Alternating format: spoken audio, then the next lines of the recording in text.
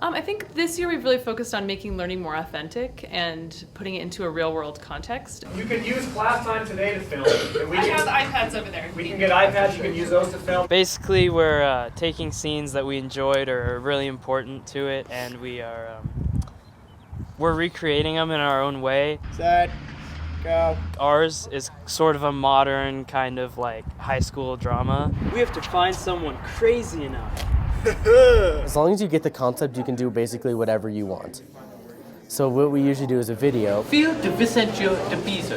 And they will always remember the learning that they had there. I don't even know why music was created. That they're actually critical thinking for a reason, as opposed to just trying to give us an answer that we want. For me, myself, I'm more of a visual learner and more hands-on. And what Ms. Paulson and Mr. Sabot have been doing is saying, why would we torture you with a test that you'll forget the content a week later? It's not something where we're just saying fill out a worksheet, that we have learning that's sustainable, that lasts forever. Read till page 57, then we'll take a test. I mean, does that sound appealing? No, it doesn't. It's something that they have ownership in. I think it makes us use a different part of our mind, and so it's easier for us to think about what we're learning and, get it through our heads. It was a lot more interesting, and we could pick up on it better because we weren't just sitting there reading it. Go. Instead, we could act it. I always like coming to this class. Like if I'm ever gonna miss a Wednesday, I'm dread because I'm gonna miss something in this class because it's always fun and interesting. I actually enjoy class. Blue doesn't have a 4.0. If they can catch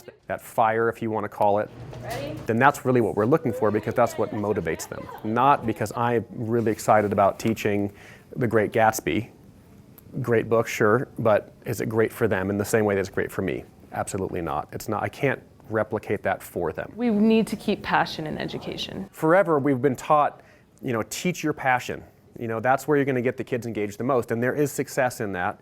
I've been able to share certain difficult texts with kids and get them to enjoy it somewhat, but it's still my passion that I'm trying to push onto them, as opposed to helping them realize their own passions and letting them run with it. I want my students to be lifelong readers, to love reading. And I have so many of my friends that are like, oh, I read those books in high school, they were horrible, I hate reading. Trying to force 32 kids all to have the same passion that the teacher does, that's just unrealistic. You can't do that.